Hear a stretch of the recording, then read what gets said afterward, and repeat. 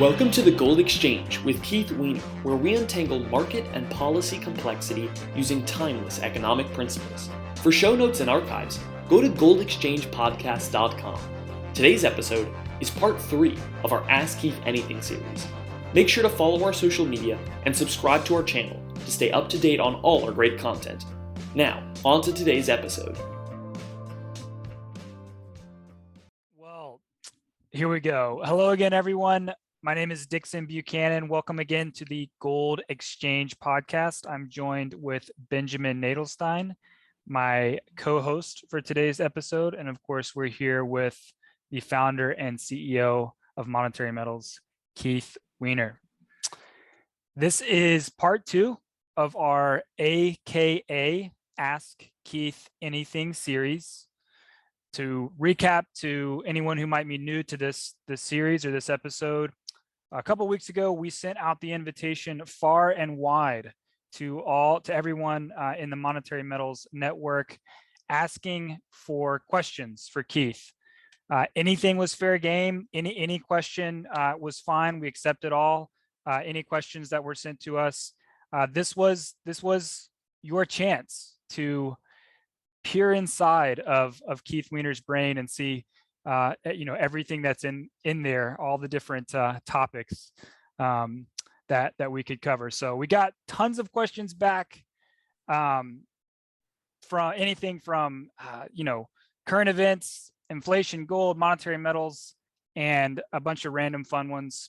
So in this episode, we're actually going to really kind of pick up where we left off. At the end of last episode, we finished with questions around monetary metals and monetary metals investments, investing in gold, precious metals.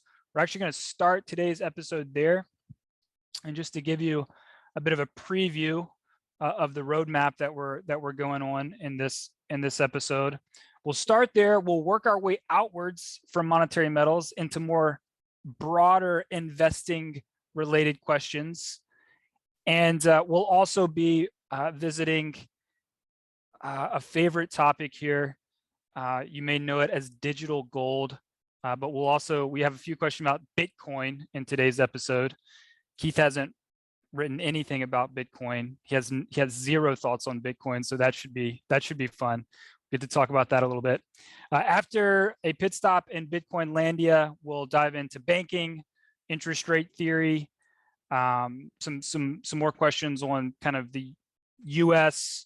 Banking system and the history of banking in the United States, and that will be so. From there, we'll end with another series of random questions, everything from commodities to Keith's favorite TV show to even more Lord of the Rings questions.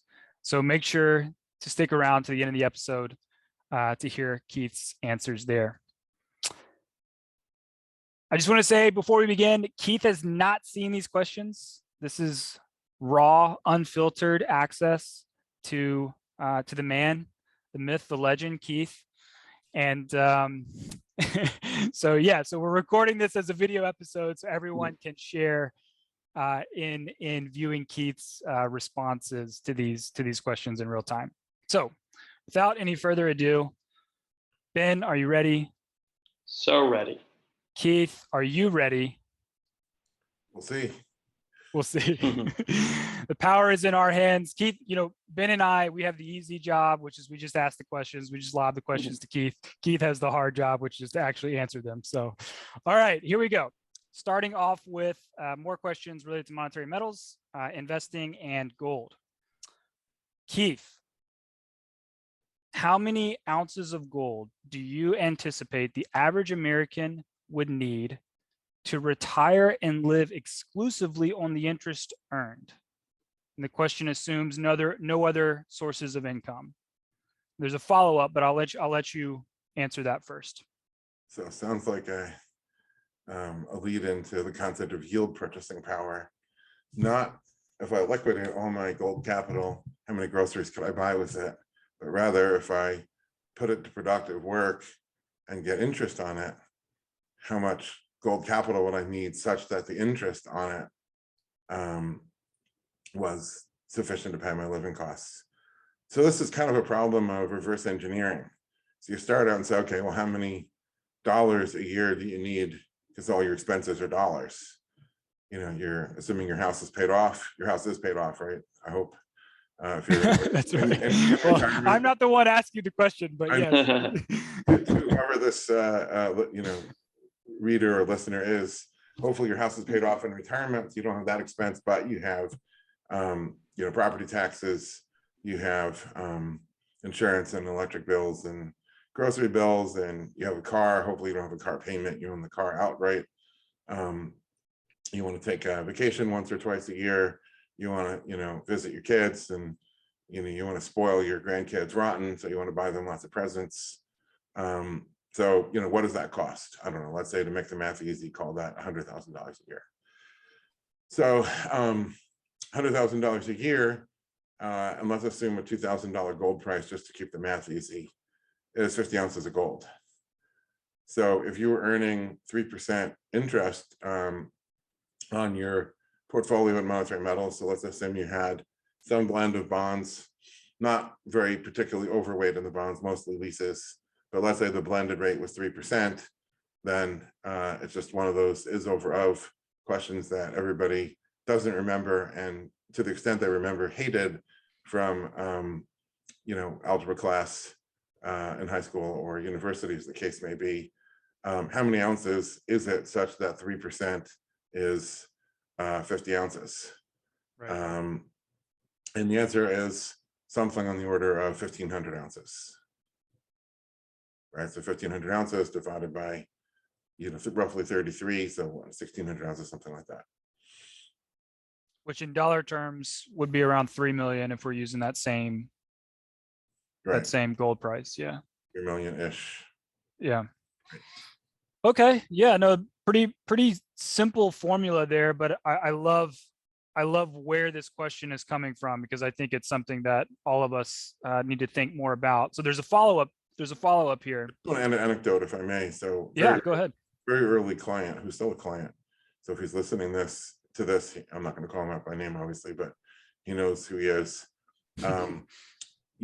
Asked a similar question about, okay, how much gold would I need to get a kilo of interest a year? And so I immediately kind of redid the math and said, okay, so you're talking about 32 ounces of interest. And then he kind of said, well, I think in metric kilos. And I just burst out laughing, and I just said, man, you just made my day. I said, I don't know whether you're going to become a client or not, but I love that we're having the debate over how we measure gold in metric versus imperial units versus with everybody else. We're having the debate as whether we're measuring it in ounces versus dollars. Right. So now it's kilos versus ounces. I love it. You made my day. Anyways, he became a client, and everything lived happily ever after. Nice. That's great. That's like the second level kind of question. Like they're already beyond dollars versus gold. Now it's all right. Do we denominate it in ounces versus grams? That's what awesome. movie was that? Where it's like, oh man, that's some next generation shit. Yeah, that's right.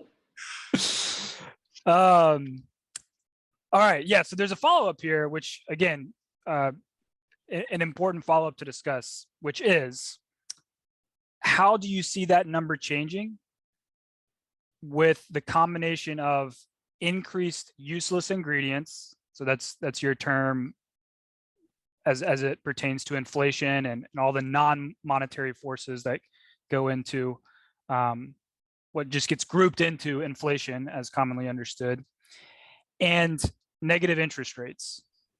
So if you could briefly touch on how both of those forces might cause that number to change. So the second question first, and I'll break the second question into two halves.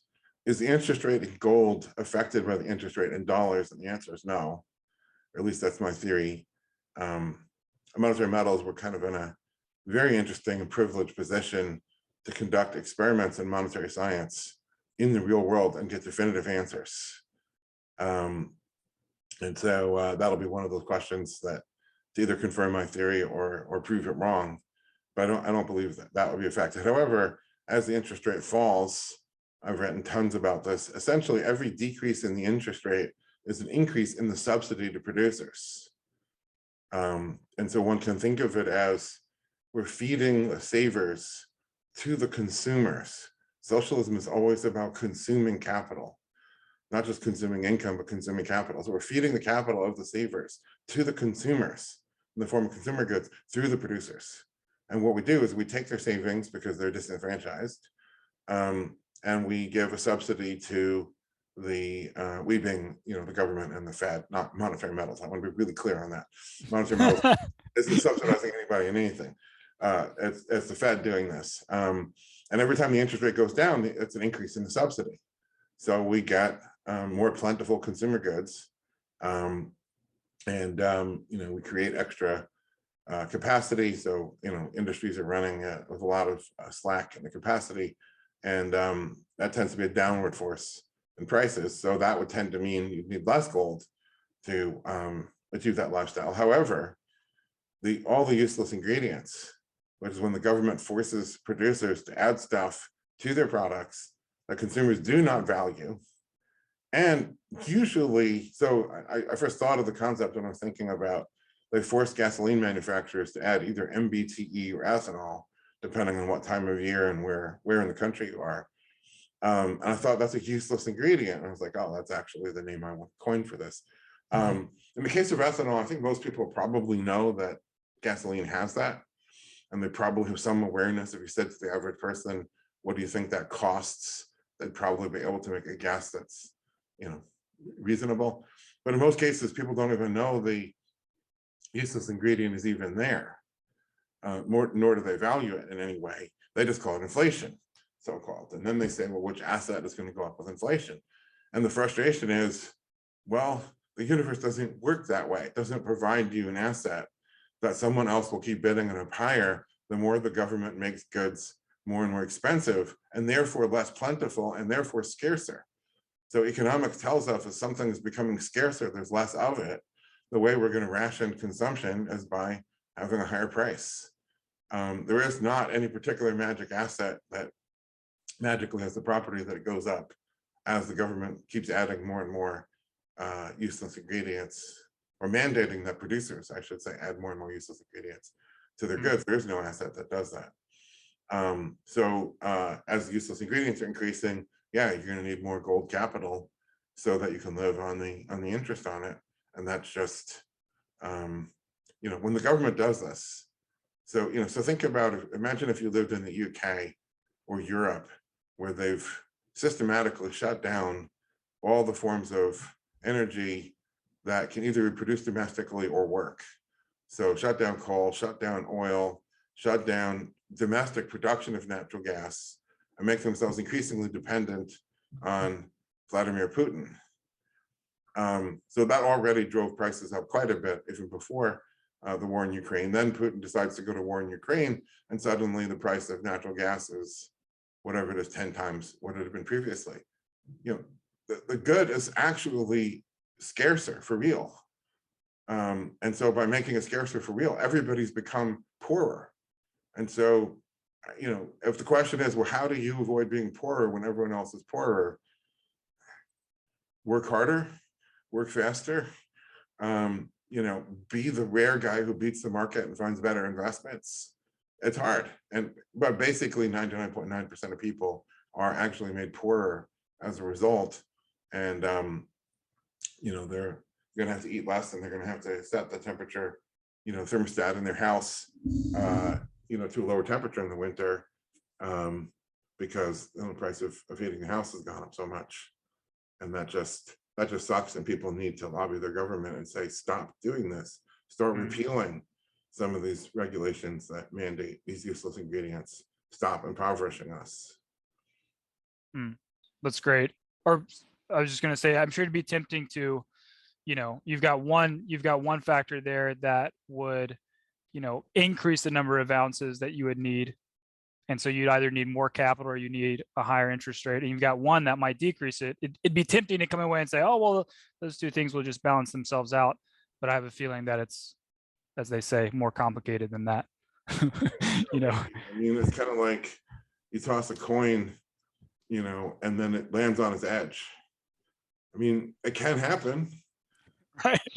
One in a million coin tosses or whatever. I'm sure there's got to be a statistic actually come to rest on the edge, but it's not likely. It's not likely. Yeah, that's great. Okay, go ahead, Ben. All right, Keith. So this is from Evan from Twitter. How is monetary metals growth, and what is the current bottlenecks? Is it supply, demand, or something else entirely? Growth has been since the inception of this program, it continues exponential. So that we're adding clients, we're adding gold to the program, we're adding deals. Everything has been growing on an exponential trend. Obviously, it's relatively easy for early stage companies to grow exponentially, much harder for major corporations to grow exponentially. So we're worried about being a major corporation when we get there. But I think what's important to say is that in our vision, this is a very important thing, and a very big opportunity. And we're doing something that, if we can scale, changes the world. So I often say that a good working definition of a gold standard, not a formal academic definition, so don't crucify me over this, but a good working definition is when anybody who wants to can deposit their gold and earn interest on it. Then you have, and all of the other things that you want in a gold standard will occur as consequences of that, including circulation of gold coins, including people will get their wages paid in gold. All those other things occur as a consequence of that. You have to be able to use gold to finance stuff, as long as it's sitting there on a shelf in a warehouse with somebody's name on it. And then that person finally gets sick and tired of waiting for the price to go up, or it goes down or whatever, and then he sells it. And then basically it moves to the next shelf and gets a new name tag, pasted to it. Then it's a dry asset. And that's one of my critiques of Bitcoin. Doesn't finance anything, cannot finance anything. But if gold is financing things, then gold is actually moving in the economy. That's the gold standard. And so the gold standard is when we scale up, when monetary metals becomes a big company. We're helping bring the world to the gold standard. And I think this is a very, very big business. So exponential growth, very big endpoint. What does it look like between here and there? Well, my crystal ball is a little bit murky, but I see, what was that? Another movie from the 1980s, Rocky, when he fights Clubber Lang, which is played by Mr. T. And they say to Mr. T, what's your prediction for the fight? And he goes like face into the camera. He's like, pain. What's my prediction for monetary metals? Growth. All right, that's my Mr. T impression.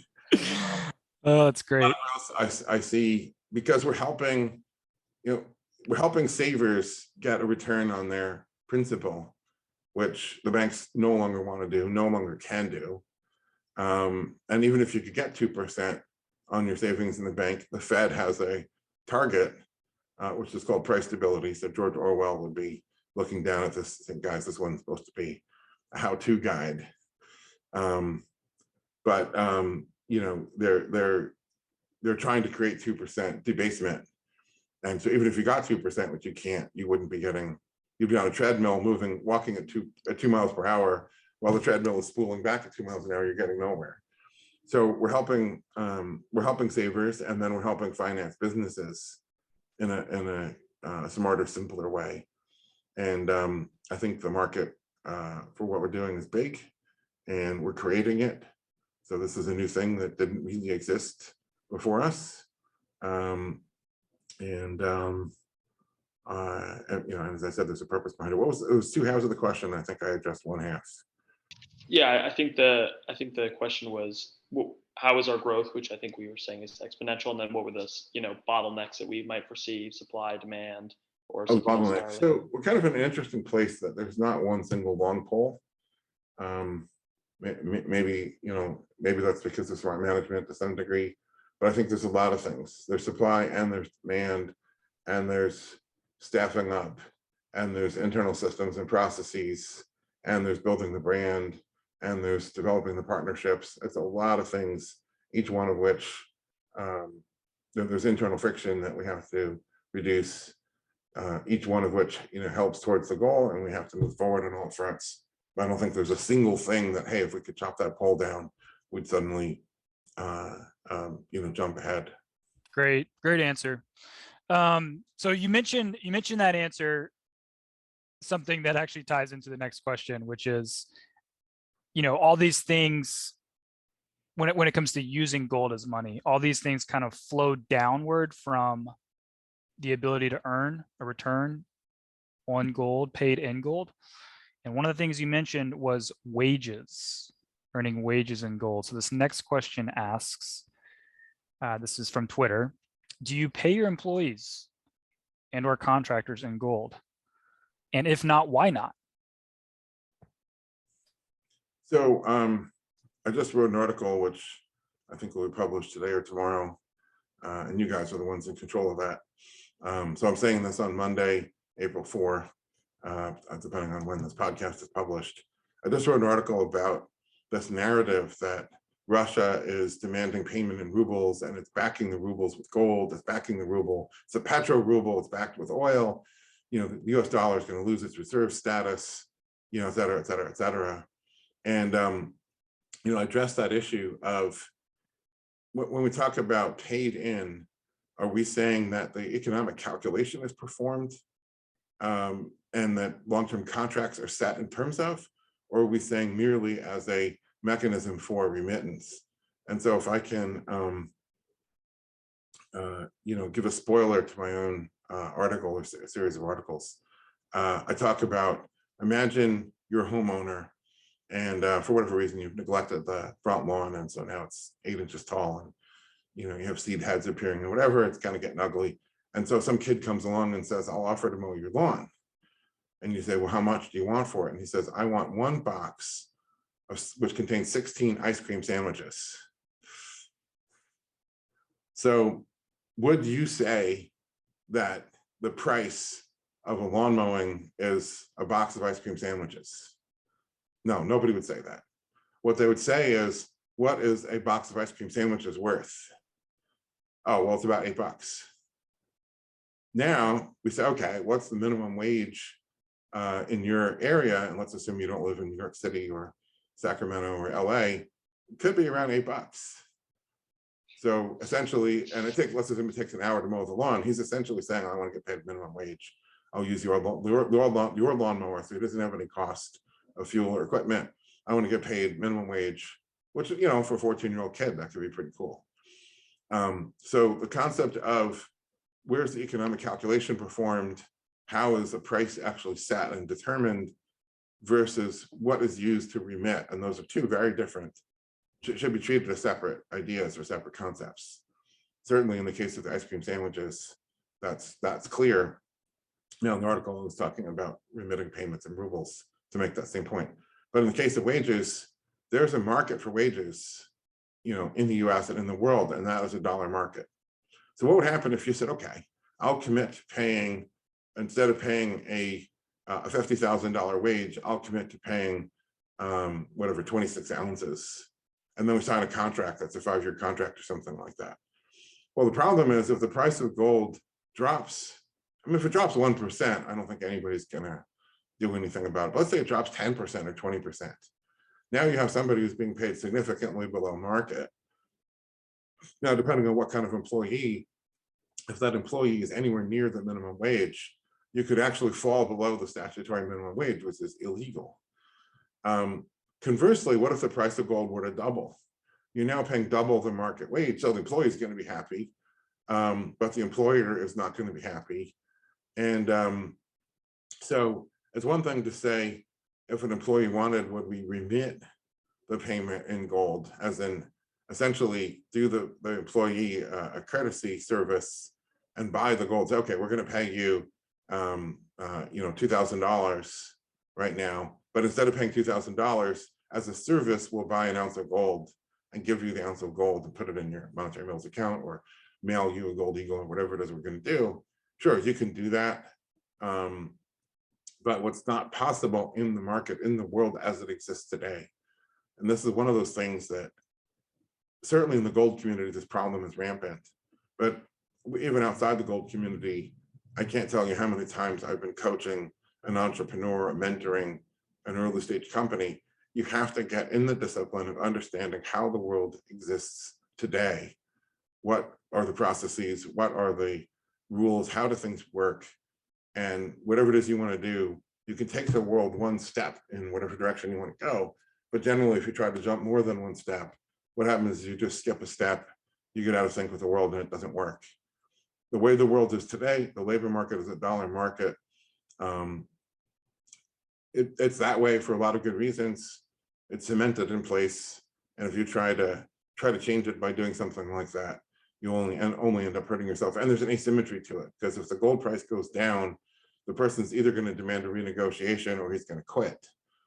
You can't force, even if you had a 5-year contract, you can't force somebody to work. Slavery was outlawed, 100 and whatever it is, 70 years ago now, right? And if the price goes up, then of course the employee will hold you to the contract.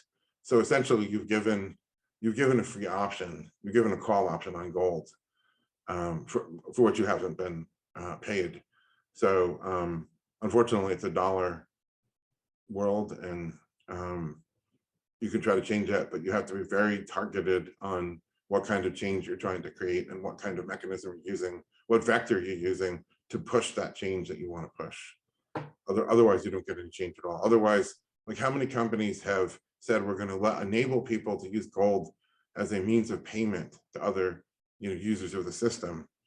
And I've spoken to a number of those CEOs over the years, and I've always told them, look, it's not going to work. The problem isn't that everybody wants to pay out their gold and they simply don't have a technology platform that enables it. That isn't the problem. If that's the solution you're offering, well, there's a lot of people that would be happy to be paid in gold. Very few people want to pay out gold. And anyway, so we can go deeper and deeper down that rabbit hole. But no, I think that's really good, and I think we're gonna, once we make that pit stop in Bitcoinlandia, I think we're gonna revisit some of those themes. So last question here as it relates to monetary metals, and it's again related to this theme. So this is from Twitter as well. Is it possible to get non-gold related companies to be financed in gold? What are the challenges of doing this and the possible solutions? So we're right back where you left off in this. The answer is yes. I don't know if they still have the video. So the Arizona House of Representatives formed something called the Ad Hoc Committee on Gold Bonds and invited me to be an honorary member, even though I'm not a legislator. I've never been elected to anything, nor do I think I would be electable, even as dog catcher, let alone legislator. But they made me a member of this, and I gave some presentations on how things would work. And one of them, I did touch on how we would finance a non-gold, financing copper. So I'm not going to talk about too much. Yes, obviously there's significant challenges. I worked through the math and believe I proved that it would work. And as we go forward, I like to use the analogy of everyone knows, I think most people know, that the first video game was developed by a company called Atari back in the early 1970s. Now, the first video game was not Pong. That was the second video game and the first one that became really popular. The first one was some sort of spaceship dogfight. So the two players both had paddles, and then you had a button to fire, and there was a star in the center of the screen, and the star had gravity, and so you'd try to fly this way, but the gravity would slingshot you around, and then you'd fire your bullet, and your bullet would also follow the ballistics with the gravity and everything. It was complicated. So they put that game to trial it in a couple of bars and pizza places, and it completely flopped. And the owners of the places said it didn't work. Nobody could figure it out. It was too complicated. They're used to pinball, back at that time. So the feedback came back, we need the simplest possible game you can think of.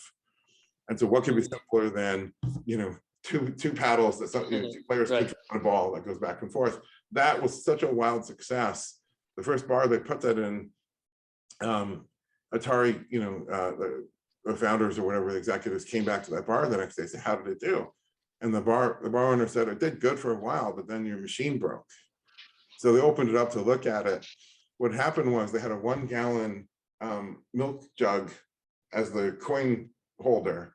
And when that filled, the coins jammed all the way up the slot and into the coin slot. And so they said, oh, that's easy. We'll put in a 5 gallon pail and then fix that problem. It was a runaway success. Anyways, the moral of the story being, don't start with too many complications on the first iteration. We're still at the point where the world needs to understand a gold bond financing, a gold business. Later, we can use a gold bond to finance a non-gold business, and the market, all markets do this. They get smarter and more sophisticated, and they understand each new bell and whistle as it's introduced, but not if you try to do it all up front. Great. All right, Keith, my turn. General questions on investing and precious metals. So, should a person who is without income and is only living on savings consider buying gold? And I guess the kind of two-part question is, what would that right amount of gold be to own in a portfolio? Is it 5%? Some people say 25%. Is there a case for increasing one's exposure to gold right now? Well, the second half of the question is the easy one. I don't think there is a right answer, because it's going to depend on how big the portfolio is, how many months or years or decades that person has at their current burn rate before the portfolio is depleted, how old they are, how risk tolerant, are they unemployed at the moment as a matter of choice? In other words, are they highly employable as a software developer in a hot field like AI or data science, and they just choose to be bumming on the beach for a few months? Or are they really kind of down and out and not realistically looking at ever regaining their previous income? There's so many questions that not only couldn't I give financial advice for a lot of reasons anyways, on top of it, there is no one answer to something like that. But I think, and I guess that kind of answers the first half too. Well, it depends on like how big is the portfolio, how long are you planning to be unemployed? Again, are you in a great position that you're just taking off a few months of hiatus to recharge your batteries, or are you anticipating a long slog of being unemployed? Or if you go back to work, you're gonna decimate your income. Those are some of the considerations. I don't generally encourage, I guess I'll say two things. One, if somebody doesn't have any gold, I do generally encourage everybody should own some, regardless of price, because there's crazy risks out there, and they're all what they call fat tail, low probability, black swan, but if they occur, boy, are they bad. So for example, in Cyprus, the banking system collapsed one day. I mean, it took a long time to lead up to that, but one day, basically, you couldn't get your euros out of the Cyprus bank anymore.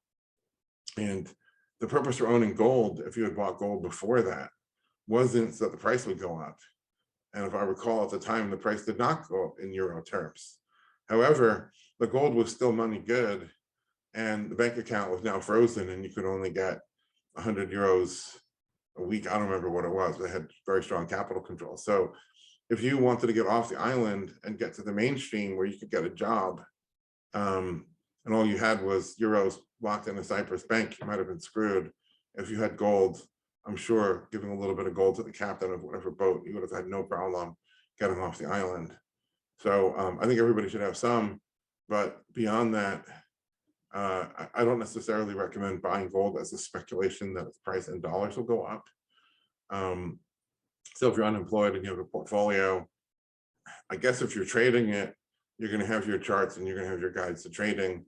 We obviously publish a basis that we can talk about when we think the price move has been driven by lots of speculation, is likely to pull back, versus when we think the fundamentals are strong. You can trade it. I don't necessarily make a strong recommendation for doing that, but it's really, your mileage may vary, based on your circumstances. Very good. All right, here's one about silver. A bit of a long one, so bear with me. Okay, this comes from Scott from in reply to our newsletter. Buying silver coins and holding them physically seemed like a great idea for years. However, when I prepare to sell, it seems there are extraordinary costs, often beyond the value or effort, often beyond the value of the effort or beyond the appreciated spot price.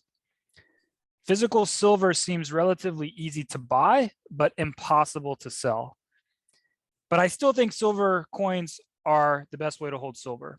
Can you explain in economic terms what is happening in the silver market and what is the remedy? I take it in this question that he is referring to the astronomical premium costs that have occurred in silver and don't look like they're going away anytime soon. So maybe you could speak to that.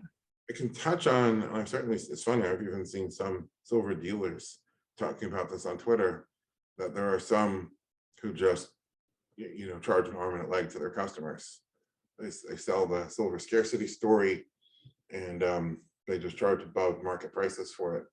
And so the silver price would have to go up.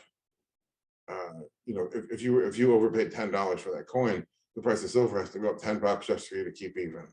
So if that happened, then all I can say is I'm sorry that that happened. And I mean, we're not really in that business, but I do see silver dealers on Twitter tweeting about this. So if that happened, then that's one thing. But in economic terms, so leaving that aside, assuming that's not the case, in economic terms, what we're dealing with is bid-ask spread, or bid-offer spread.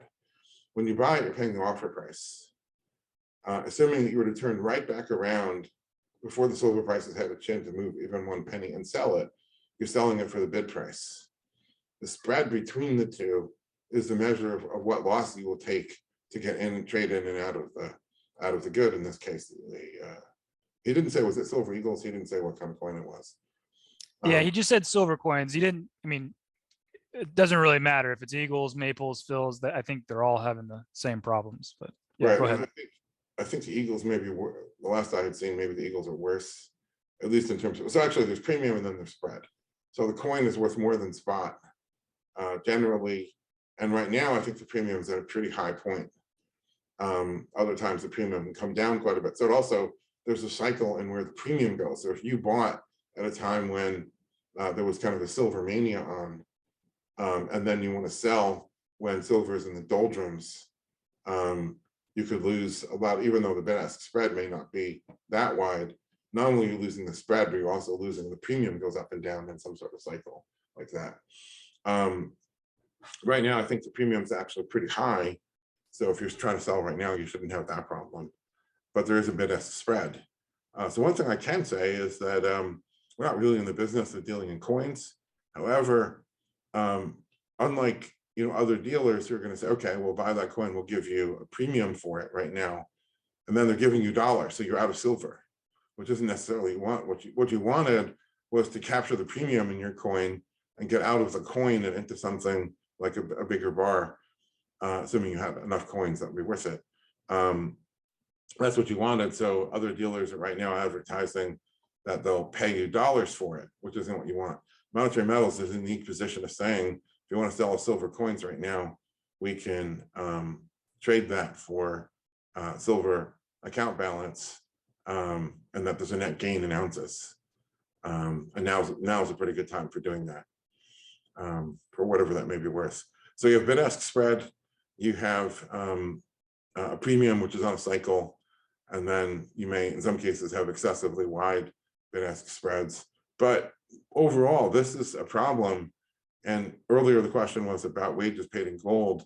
If wages were to be paid in silver, and if paying wages in silver meant counting out coins the way a paymaster used to do, 100 plus years ago, silver would be completely and totally unusable, because that cycle in the premium is very big.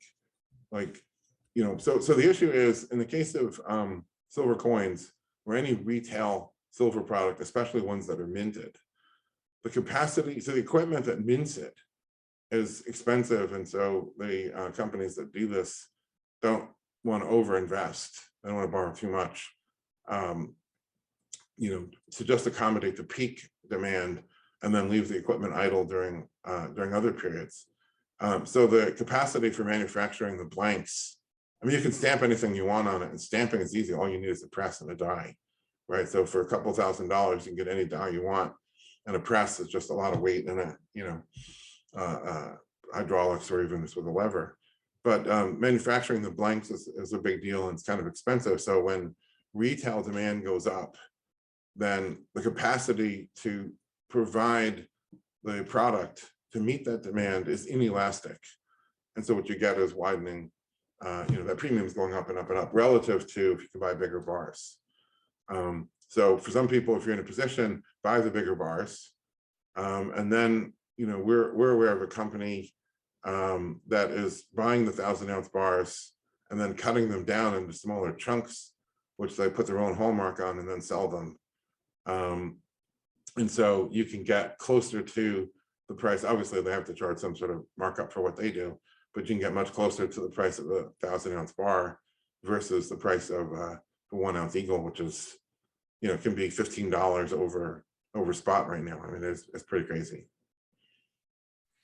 Yeah, no, it's really good. I think just to piggyback on that a little bit, I think what confuses people sometimes is that there's really two markets here. There's the spot silver market, and you have, bid and offer in spot silver. And then you have these, micro markets, if you will, that form around each of these coins, whether it's the American Eagle, the Silver Philharmonic, the Canadian Maple Leaf, and you have bid and offer in those coins. And of course, the demand for those coins, while of course it's demand for silver, it's not necessarily that the demand for silver Eagles is driving the silver spot market or reverse. It's almost this mini market that's part of the broader silver market. Because what you hear is a lot of people saying, well, I can't get any silver. The price is, $40 to buy a silver Eagle, but the spot price is 20. Something doesn't smell right here. What's going on? It's the other way around. The global bullion market will drive the price, the base price of the coin, and then the coin has its own premium. But you're right, it's very hard to drive the overall global bullion market, which is much bigger than the coin market.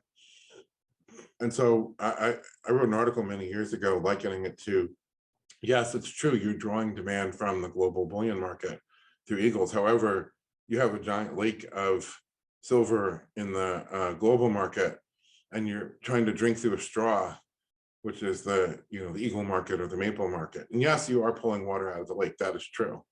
At what rate and how much difference does that make?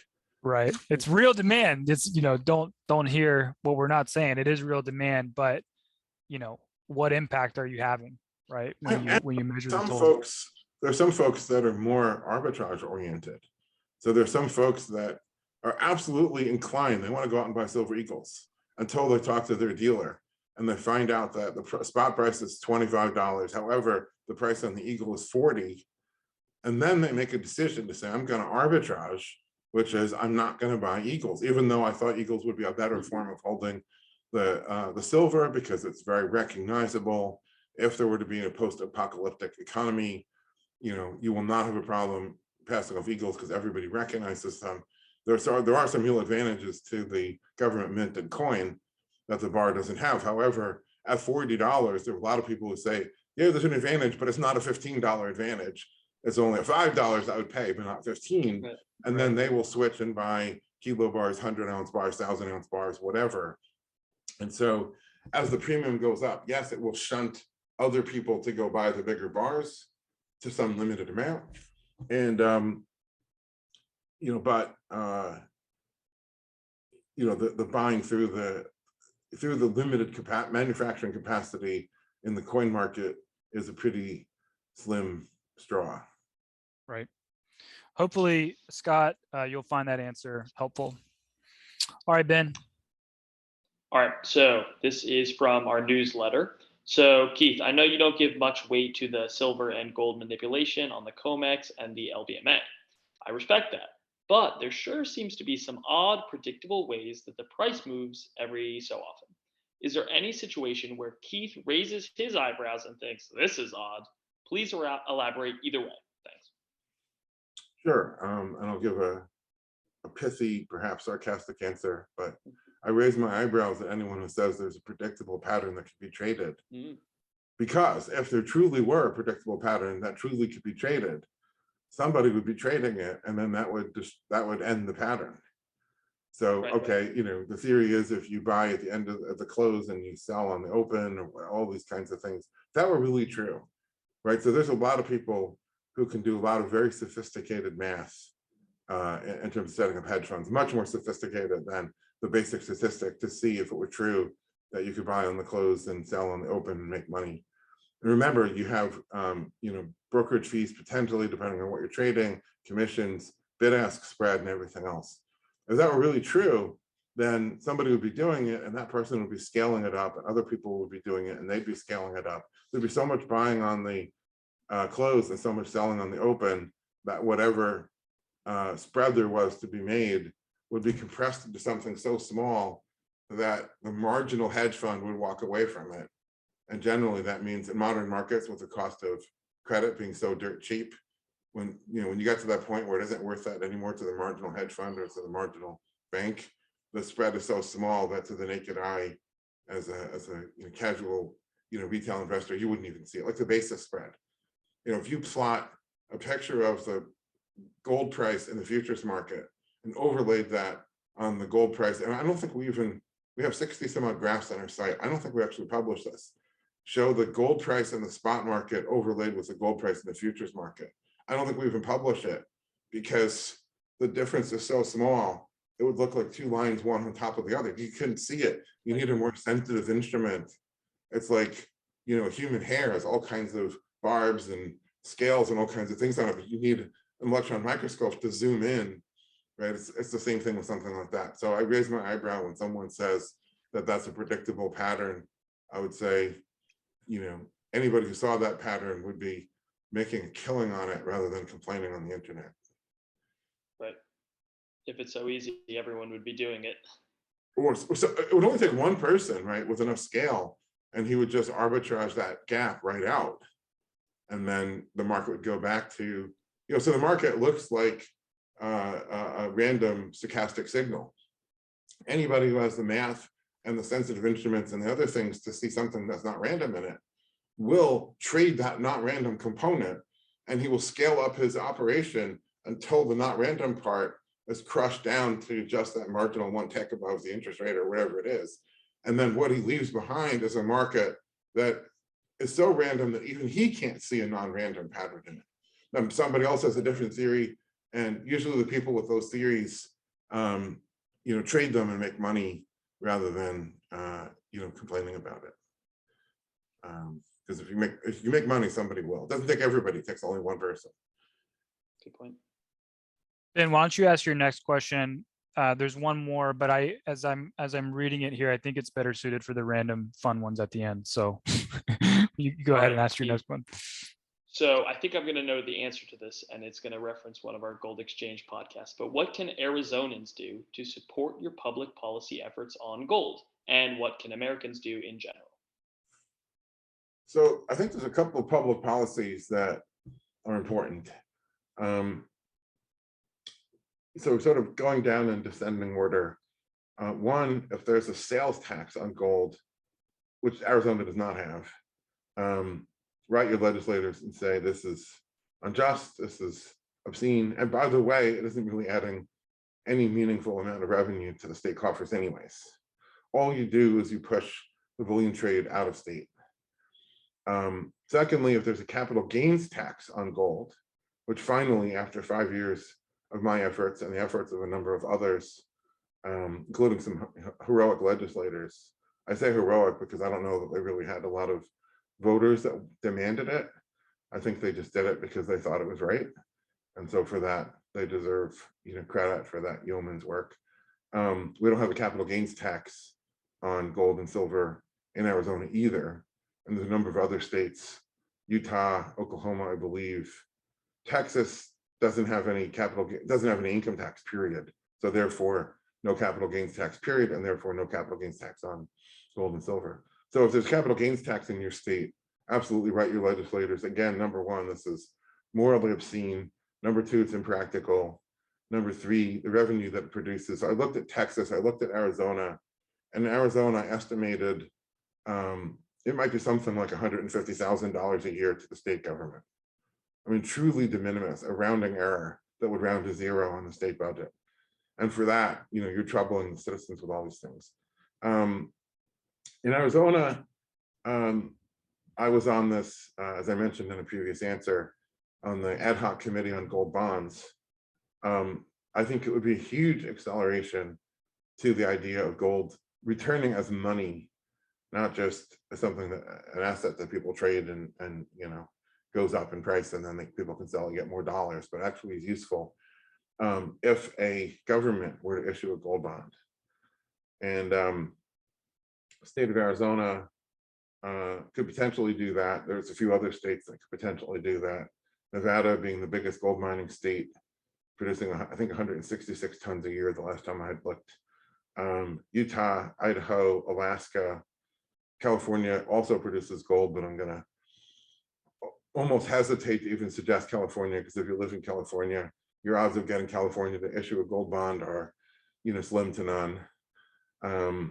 But in Arizona, maybe, maybe the legislature would have an appetite to pick it up now. Maybe the governor would have more appetite for it than before. As soon as one state government were to issue a gold bond, I think that would open up a lot of eyes and generate a lot of news buzz. When I was working with some folks in the legislature in the state of Nevada and talking with the state controller and a couple of other folks, even just the introduction of a bill by one of the state representatives generated news buzz way out of proportion to the very slim odds that bill had at that time, which never even got out of committee anyway. So if people are inclined to participate as activists, I would encourage anything that can go towards that. There are other states, I guess, that are passing legislation.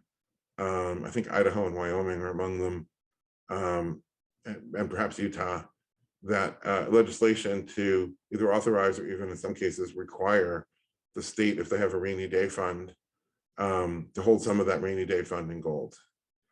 That's kind of cool, especially if that rainy day fund in gold could be invested, in a lease or bond to get a return on it versus sitting there in a vault gathering dust, waiting for the price to go up so the state can make a profit by buying and selling gold. Then, I'm all in favor of those types of bills as well. Right. And make sure to check out our recent podcast with Stephen Gleason. We get into all of that good stuff, the Sound Money Project. All right. Time for everyone's favorite B word. And no, I don't mean banking or Ben, but we're going to get to banking later. It's time to do Bitcoin. So, Keith, we know you've barely looked into Bitcoin at all. You don't really write about it hardly ever, but, and this is thick sarcasm, we want you to open your mind for us here. We want to hear all about Bitcoin. Let's start with the first question. So, this is from the newsletter. Your main objection to Bitcoin is that it cannot be used to finance debt. Yet debt is a huge problem for lots of people, and they're working very hard to get out of it. So new businesses can be financed by the founders or by investors who buy shares in the business. So why do you think that debt is so important for civilization? Debt is a tool. There's a lot of people that would say guns are intrinsically evil. And I think the correct answer to that is say, well, a gun in the hand of a bad guy is, can be used to commit evil, but the gun in the hands of a good guy is not used to commit evil. So it's not that I say that Bitcoin can't be used to finance debt. I would frame it as can't be used to finance a productive enterprise. So, if you put your business manager hat on, and for people that aren't business managers, I realize it's a big challenge, but bear with me. You've got an opportunity, let's say, to expand and build a second factory because there's a lot of demand for whatever widget you manufacture. You could sell shares if the share price is at a good level at the moment. Otherwise, it's extremely dilutive. But if you can borrow money, and you compare the cost of borrowing the money to the effective cost of issuing the shares, there are times when the borrowing makes more sense. When you have a strong balance sheet, you have good assets, you have a track record of making a good steady profit, the borrowing is cheaper and it's a better tool for the job versus selling equity. As to the founder putting money in, when you get to any kind of scale, unless the founder is a billionaire, the founder taps out. That just isn't realistic. I can speak for myself a little bit. I think it's pretty well known that I sold a company called Diamondware to a company called Nortel. People can Google that. They did announce the size of the transaction. I did very well in that transaction personally. My personal ability to keep funding something as it grows is very finite. But I guess there is a tendency for people to think that the founders and CEOs have more power than they do and are richer than they actually are. So usually that doesn't scale. Usually that founder is funding it from zero to some point, and then he taps out and then needs investors, lenders, whatever. But borrowing is absolutely the right thing and the right tool in certain circumstances. And if you don't have anything to borrow, then you ultimately collapse back to the Dark Ages. The Dark Ages was a time when, the founder can just finance it out of his own personal savings. And what you find is you have subsistence villages of a couple of farm families surrounding a little village where you have a blacksmith, a cobbler, and a cooper. And a family farm or a one-man workshop is about as big as you can get. Anything bigger than that requires investment, requires the ability to borrow and lend. And conversely, the savers need income on their savings. There's a lot of things in my theories that I get why they're not obvious and therefore quite controversial. If I talk about how the interest rate is set, I get why that's controversial. People don't understand what I'm saying or misinterpret it or whatever. There's some things that I think should be pretty obvious. And one of them is that whole generations can't possibly get rich speculating on the price of an asset. That the only way that everybody is better off, not in a zero-sum way, but in a positive-sum way, is if productive investment is financing, or investment is financing an increase in production. So you lend money to a company, that company uses that money to increase its production. The company makes a profit based on that increase. The consumer is getting something more or better than he could have before, which is why the company has revenue, and the investor who provided that loan is getting a return on his money out of it's a share of the proceeds of the increase in production. If you say, well, we're not going to have that anymore because debt's a problem, sure, gun violence is a problem too. Is the answer to just say, well, from now on, homeowners aren't allowed to defend their homes with a gun because there are gangbangers out there that are committing murder? That businesses shouldn't have the tool of being able to borrow because there's been profligate corporations and governments that have, and consumers that have gotten themselves. So I wrote an article on usury. And I would encourage everybody to read that. I'm not going to foreshadow what I said in it, but I make some distinctions about the different kinds of purposes to which debt could be put and which ones are usury and which ones aren't usury. So I'm gonna put in a plug for my own article and say read the article on usury on that distinction. All right, I love it. I want to shift from our B word Bitcoin to the B word banking. Let's do it. This one is from Michael from Facebook. Keith, I'm interested to know your thoughts. The now commonly understood concept that commercial banks create deposits using similar balance sheet operations used by central banks to issue dollars, where bank deposits are promises to deliver dollars and an additional credit risk. Doesn't the fact that the great majority of deposits are created by banks in this way overpower or influence the Fed's efforts in issuing dollars and in open market operations? I'm not sure they're really at odds. I mean, the question kind of assumes that the banks are doing something in the opposite direction of the Fed, and that isn't necessarily so.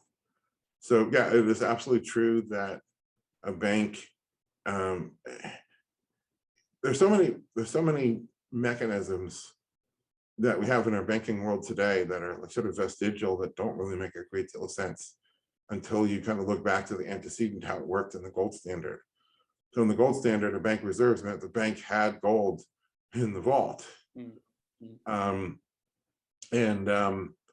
Today it means that the bank itself is the creditor to the Fed, and the bank has a special kind of dollar, which is reserves held at the Fed, which aren't really fungible in any market other than the market to other banks and a few other specially privileged parties that can get Fed accounts. And so based on the balance that the bank has over here, then over here, the bank can, create loans, and people take the bank's credit paper as if it were money good. Now, a lot of people say this is very perverse, but I say if you drill down into the root of it, everything that everybody calls money today, and when I say everybody, I mean even the otherwise free marketers, will fight vehemently. I mean, even a lot of the Austrian school economists will absolutely fight vehemently and violently to defend the idea that money means merely the medium of exchange, and therefore, bank credit is money, and the Fed credit is money, and all these things are money. To which I have a response, and that is that I say that in every era, there's a question hanging in the air, screaming out to be asked and answered. And for whatever reason, that culture and that society wants not to ask the question and desperately fears it being, or as a reason why they don't want it to be answered. And in the time of Copernicus, that question was, how do you explain the retrograde motion? If everything's revolving around the Earth, what you see are these orbits where, this thing is going around and then reverses and then goes further and reverses and further. And there's no explanation for this. It makes no sense. As soon as you realize, and that what they didn't want to know at that time was that everything's going around the sun. And once you realize everything's going around the sun, the math to even simply describe what's happening becomes much simpler. And then the explanation obviously, falls into place. The question in the monetary area that's screaming to be answered is, okay, suppose we go back to the gold standard for a minute. You have this piece of paper that says $20 bill on it. And you go into any bank and you slide that across the counter to the teller. And then the teller presses back a 1 ounce gold coin, approximately 1 ounce. If the word for the piece of paper is money, then what is the word for the gold coin that comes back at you? So I said this at an academic Austrian economics conference. And I said, look, this is in Europe. So I said, look, I'm just some stupid American. You don't owe me an answer. You don't owe me anything. I'm just going to go away. At the end of the day, I'm going to get on an airplane and I'm going to leave you in peace. However, you owe yourselves an answer, and you owe yourselves an answer with intellectual rigor. There's a real epistemological challenge here, which is, okay, if the concept for the piece of paper that is redeemable, it's a promise to pay gold. If the word for that is money, then what's the other thing? And then for that matter, let's extend this now to you go to a fancy restaurant and you check your coat. You have this expensive fur coat and you check it and you get a little ticket stub that says 1, 2, 3, 4, 5 on it. If the word for the ticket stub is coat, then what is the word for the garment made of fur that protects you from the cold weather outside? So we just have so many conceptual confusions, around all of these things. So anyways, because of that confusion, people can't really, it feels somehow unnatural or wrong or whatever, the bank is issuing credit, because it's one thing for people to say, okay, the bank issued credit. I get that. It's credit paper of some sort. But the fact that that credit paper is imbued, forget legally, yes, the banks have a legal privilege to deem that to be money, have that be treated as money. But conceptually is what comes first. The epistemology comes first. It is believed by everybody to be money. And that's why they pass a law that declares it to be money, and nobody really has beef with that law. But yeah, that's how it works. that everything in the financial universe today is credit. And the only real difference between a 30-year treasury bond and a dollar bill is duration and interest rate. And so that's why there's so many debates about how do you measure the money supply. Is it M0, M1, M2, MZM, true money supply, Austrian money supply, MZM, money of zero maturity, all these different definitions. Is because what's the difference between this kind of credit and this kind of credit? It's like we're debating how many angels dance on the head of the pin. We're just, shaving ever finer gradations of the same kind of thing. And there are no answers to that. It's all credit. And that's the third. So it's duration, it's interest rate, and who's your counterparty.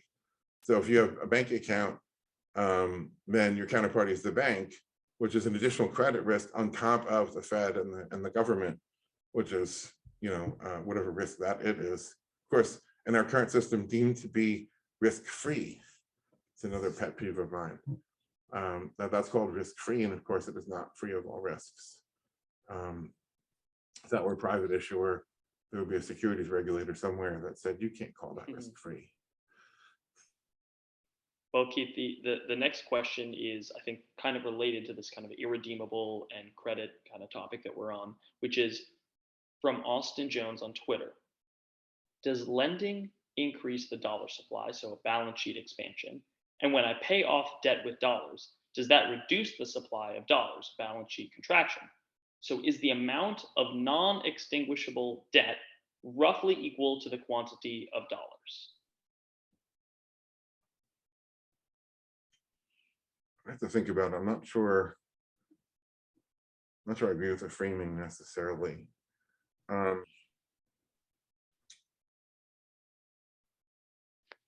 think I'll just say that that's a more complex question. I've been writing a paper on that, have written a paper on that, which is not published yet. And I don't think I can give an answer that is any kind of justice in this format. Congratulations to Austin Jones. You have gotten the first deferred answer from Keith. All right. Here's one about interest rates in particular. There's a lot of prelude here. I'm going to kind of jump to the real question. So, yes, here we go. So, higher interest rates have this potential effect where they can actually cause lenders to pull back and refuse to lend due to risk aversion or whatever other reason. And he references the September 2019 repo rumble. And then I'm quoting the question here. This situation is precisely where the otherwise free marketers may become central bank sympathizers in the Baggett way. Walter Baggett, if you're familiar with that author. The Walter Baggett way, which is to lend freely at high rates on good collateral. The prospect of having a lender of last resort to smooth out liquidity troubles and provide currency elasticity sounds reasonable. What, if anything, do you disagree with in this argument? Well, on the surface, the obvious one is it's giving them the one ring on the promise that I would only use it in the utmost end of high interest rates on good collateral. And if you've ever seen Denethor in Lord of the Rings, you just don't believe a word of it. But I think there's a deeper answer, which is everything the government does, it is doing by force. It is a non-economic actor. And that's, in fact, how does a feature not a bug? That's the whole point of having the government do it. If there was an economic reason for it, there would be an economic actor that would do it uncoerced in a free market. And in fact, before the Fed, the banks had things like clearinghouses. And for that matter, they had JP Morgan, who, if there was a crisis, would organize a bunch of bankers that would do exactly that, lend at higher interest rates with good collateral. So the promise is always and everywhere, by using force just this once and in this narrow way, which will be strictly confined to statute and whatever, right? So the Federal Reserve Act of 1913 did not authorize the Fed to buy treasury bonds. It was supposed to be the lender of last resort. But lender is really kind of a misunderstanding. They were the rediscounter of real bills. And real bills are credit that isn't lending per se anyways. And what they do is almost immediately began violating the law and violating that statute, and they were buying treasury bonds. And Congress later, in a later Federal Reserve Act, retroactively legalized what the Fed had been doing. So that's the second thing. The first is, do you trust them with the one ring? The second thing is they exceed their statutory authority. But the root of it is they're using force on the promise of getting an improved outcome over what would happen with only economic actors pursuing their self-interest in a free market with nobody having the right to coerce anyone else. And the answer is, if you need the coercion, what it means is there's something that's uneconomic about it, which means there's something value destructive, something distortive. Well, value destruction is one thing. You're making actually, it's a negative sum game. You're actually on net impoverishing people in the economy, although of course the impoverishment isn't uniform. A few people get richer, everyone else gets poorer, and maybe they get poorer by so small an amount they don't notice it per se, so everyone can say, oh well, this was fine, it worked. But that is necessarily what's going on. Anytime you're messing with money, the term structure, the yield curve, interest rates, anything that is messing with that is also creating gross distortions to all sorts of incentives in all places in the economy. And that's probably the grossest damage that's done, is incentivizing people to do that which they wouldn't otherwise do. And so you think you've done good because you fixed the problem that there's, why are the banks short of capital? Well, so one of the ways that you're creating this distortion is by offering a moral hazard to the banks. So in a free market, the banks know that if a bank run, you are finished. It is called bankruptcy, and the equity holders lose everything. And so they don't want to lose everything, so it forces them to be more conservative. If you now say the government is going to play this role of lender of last resort, whatever you want to call it, you've offered a moral hazard that says, hey, play it a little faster and a little looser than you otherwise would, because we got your back. And so the getting your back part, gives the bank a green light, gives them license to behave in a more unsound way than they otherwise would. And, and the consequences of that can be enormous, much, much, much, much, much greater than any of the proponents of this would ever really, fully realize. When you look at the true cost of a boom and bust cycle, when you look at the true cost of the misallocation of capital, which ultimately means the destruction of that capital, the building of things for which there isn't any real demand, or there isn't a real pool of savings to finance, and the abandonment of those things, half built and whatever, the cost of that is like off the charts, stupefyingly big. This is that classic case where in attempting to step in and solve a problem, all sorts of new problems are introduced, and the net destruction is actually greater because of that interference than if they had just hung back and let the market take care of it. Right. That'd be a fair. The question is, are they fixing the problem, or are they tamping down the symptoms? So the problem is a bank or a couple of banks got themselves into trouble. Actually, the corrective is to let them go bankrupt, or let them at least suffer some losses. And instead, the lender of last resort is pretending to fix the problem, but actually what they're doing is preventing the symptom from taking place, preventing the correction. And so then the underlying cause is allowed to grow. So it's kind of like, for whatever reason, you don't get any sleep one night, and the next day you load up on caffeine. And so for some reason you don't get sleep that night, and the next day you decide to load up on cocaine. I mean, how far can you take this pattern? And, well, you're just correcting the fact that you're fixing a problem, which is the person is tired and unable to focus in the morning. Well, that's what you think you're doing, but actually you're doing something much, much worse than that.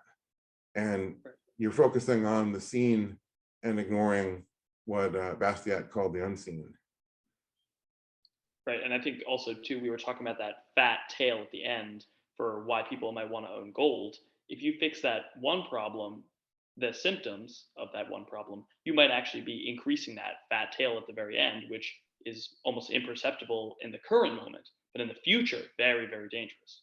Right. So you actually have a situation where one bad decision, quote unquote, forces your hand to make another bad decision and another and another and another. And so I like to use the example of, suppose a bad guy is running from the cops and runs into a blind alley and then is trying to scale the wall at the end of the blind alley, and he barges in on somebody else who then takes him as a bad guy and shoots him. So okay, but he felt he had no choice because he was trying to get away from the cops. But if you back up and you see, well, he's running from the cops because they didn't want to get arrested on a misdemeanor charge. Why was there a misdemeanor charge? Well, because he reached into a cash register and no one was looking, scooped out a wad of bills and then was running, and then they called the cops on him. Well, why was that? Well, his rent was late and he was about to be evicted. Why was that? Well, because he quit his job and said, I ain't gonna work for blah blah blah blah blah, and in a fit of anger he quit his job. Well, why was that? Well, because he made a previous irrational decision that put him in a horrible mood. So when he went to work, he was messing up, and his boss said, look, I'm sick and tired of you screwing off, you're coming in late, you have to do this. So you see, each poor decision leads to a worse circumstance, which then the person only feels that he can only just keep going deeper and deeper and deeper in, and compounding what had been originally a relatively small bad decision with a series of bigger and badder decisions that ultimately led to his death, getting shot by breaking into somebody's backyard or whatever. Anyway, it's the same thing with, look at the magnitude of the problem that the Fed right now is trying to stave off, which is the end of a very, very long chain of bad decisions that go all the way back to 1913 and actually even older than that. Last question on money and banking before we get to random fun questions. Every dollar asset on someone's balance sheet exists as a corresponding liability on someone else's. Does this mean that the dollar has no equity? That it's actually worthless? Well, in a certain sense, whoever the debtor is has equity. So they have a value of their, well, they can have non-financial assets, right? They can have buildings and factories and gold, Bitcoin, whatever. So there can be positive equity, yes. However, as the interest rate keeps falling, the value of all that in equity becomes increasingly inflated. I love the term, unfortunately, it was coined by an economist whom I don't care for, John Kenneth Galbraith. And the term is the bezel. And the bezel is the, not yet discovered, corrupt or fraudulent part. So, the Fed is puffing up asset prices, and people call it the wealth effect, but they generally believe it's real wealth. And I say, no, that's not real wealth any more than Cheese Whiz from a spray can is cheese. If you've ever been to Europe and had real cheese, that ain't it, right? So they create this puffed up, phony thing that, puffs up the equity, or at least appears to. And then that all the puffed up component is subject to sudden catastrophic, leaks where the air is let out, and suddenly, you find out what things are really worth. We've entered the random fun zone. Keith, we were going to fire through some of these questions. So today is not that day. Oh, wait. Yeah. Okay. Are there recordings of the lectures that you gave at the New Austrian School of Economics when you studied under Fekete? In some of his lectures, I've often heard him reference a lecture from Keith, yet I can't seem to find that series. This is from Austin Jones on Twitter.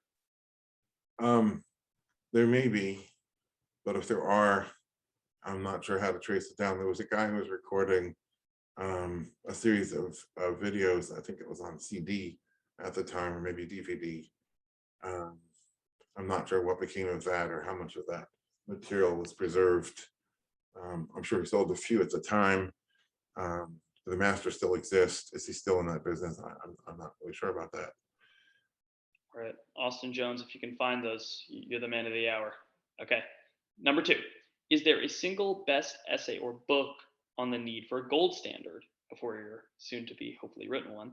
And is there a single best resource on the history of money? A single best book on the need for the gold standard.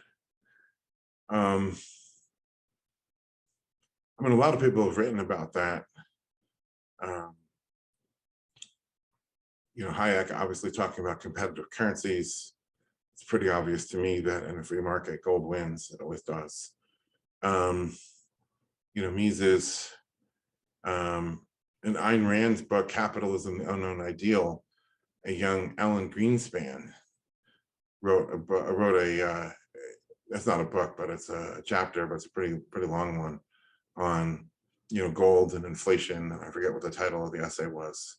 Very worthwhile reading. And you can see that in later years, he not forgot, but evaded more about, the need for the gold standard than most people ever learn. But in a certain sense, I don't feel like those things have really done it justice, which is why I've devoted so much time and energy to looking at both the virtues of the gold standards. I wrote a 5-part series called The Unadulterated Gold Standard to clear up a lot of the confusions about what was and what wasn't the gold standard, and then to talk about how it worked. It had an elegance that I'm not sure was appreciated at the time, and certainly long forgotten now. So yeah. Which living economist would you most like to speak with, and which no longer living economist?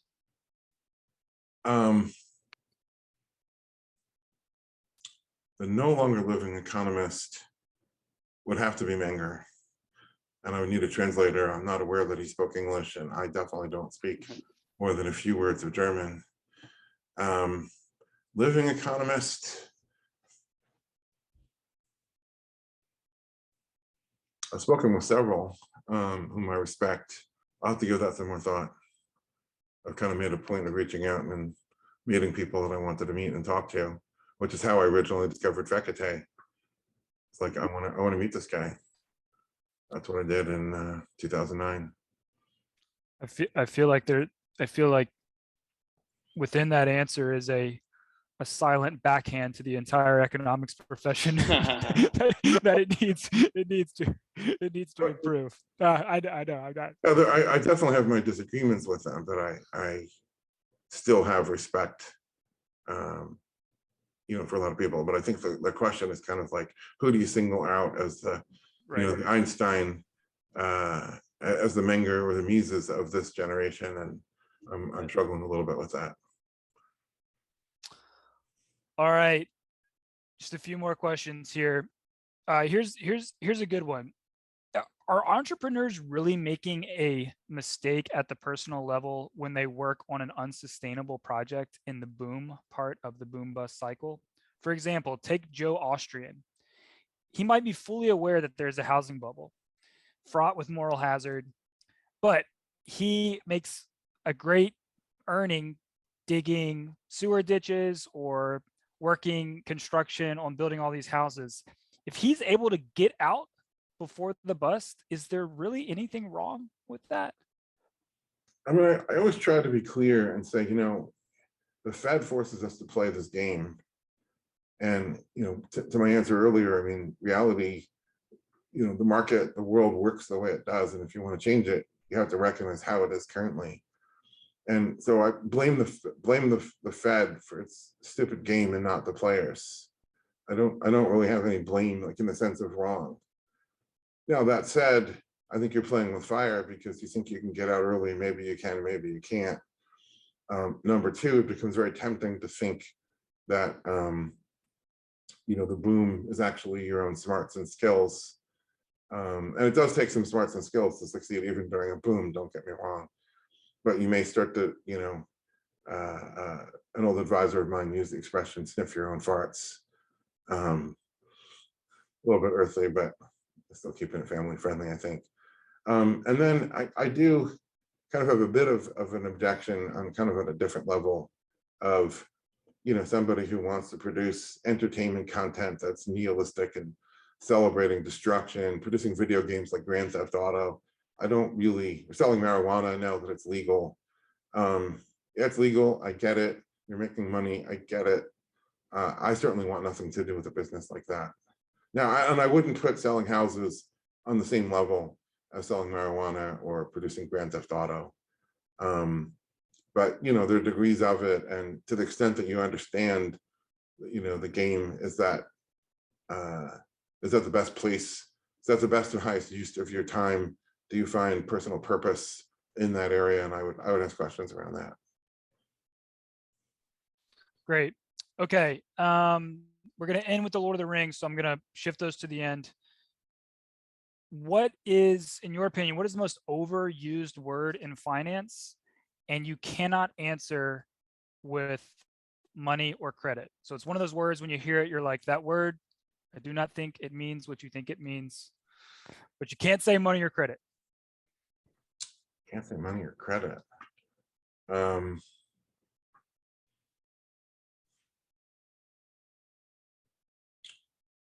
Risk or risk-free. I guess maybe inflation. There you go. That's probably. Okay. Okay.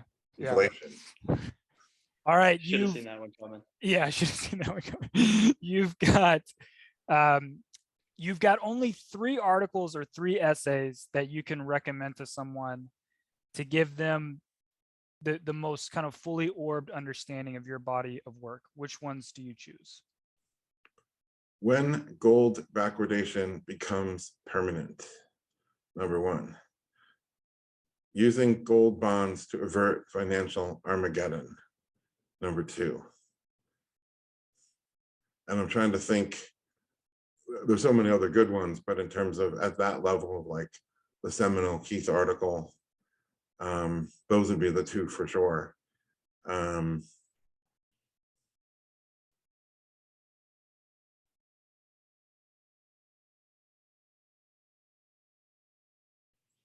Maybe it was something like Bitcoin and hyperdeflation, because it talks about the unit of measure and this idea of a steel meter stick versus rubber bands, a lighthouse versus ships that are sinking and tossing in storms, what is used to measure what, and that it's not commutative. If A is measuring B, you can't say then B measures A. It doesn't work that way. And I think that was a underappreciated idea. Awesome. We will include those in the show notes in case you want to go get those articles. All right, Lord of the Rings time. There are different theories out there. I'm curious to hear you. There are different theories out there. I'm just smiling. Theories related to Lord of the Rings. Okay. I'm curious to hear your theory. So what is the essence of the evil power of the One Ring? Like, in what lies its evilness? How would you answer that? I think it was in the prologue of Peter Jackson's rendition of it, the first movie, where Cate Blanchett says, the Dark Lord Sauron seeks the power to dominate all life. And I think that's what it ultimately, it was power over others, the power to compel. And what makes it so interesting, I mean, we talked about this on part 1, is it's fantastical in a certain sense, but it deals with real human themes. It wasn't some otherworldly, the evil is defined as something between the elves and the wizards or something like that. No, it was a very real thing. But there's some people who seek power over others, and that's the power to compel stubborn need to bend, right? And that's exactly what we see today, whether it's central banks, whether it's COVID, lockdowns, whether it's taxes, whether it's whatever. It's always forcing somebody else to obey what you want him to do. And if he doesn't want to do that, then you pick up a gun. And the ring was, sort of an allegory for a gun, a nuclear bomb, a tank, a bomber jet, whatever form of power applies in your era. The ring was that. The power to bend others to his will, I think right. is how it goes. Yeah. Yeah. That's great. That's great. For those interested, I did fact check your answer on Tom Bombadil from the last one. I did. I consulted the one wiki to rule them all. We don't have time to go into it on this episode, but for anyone that's curious out there, Keith's answer was, the answer is unknown, but Keith's answer was the generally accepted theory for who Tom Bombadil is. So Fact 5 check, points. mostly true. Mostly Yes, true. 5 points to you, Keith, for that. Well, that is all the time we have for today. This concludes the second part of our AKA series. I want to thank everyone in the monetary metals community again for making this happen. We could not have done it without y'all. Thank you so much for submitting these questions. It was a lot of fun. We hope you had as much fun listening to this as we had putting it together. And yeah, this was our first foray into video. If you have any tips or suggestions or feedback on how we can make these videos better, please let us know. You're welcome to like, share, subscribe, and follow us on all the major social media channels and wherever podcasts are found, as well as on our website. And I think it's only fitting that we sign off this episode with a Lord of the Rings farewell. So I'm gonna send us off into the night here with I think this is from the Fellowship of the Ring when they send the Fellowship off. So farewell, and may the blessing of elves and men and all free folk go with you. So thank you, everyone.